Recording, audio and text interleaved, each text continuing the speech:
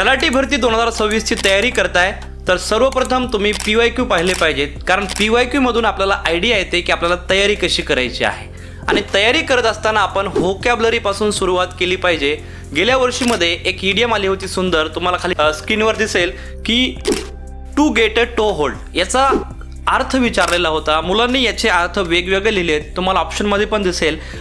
To get stuck in a difficult situation, to obtain stable position from which one can progress in a particular industry or area, असे 3-4 option दिलेले होते। तर या to get a टो होल्डचा आपण जर imagine केलं तर लॉजिकनं पण आपल्या इडियम सुटू शकतात।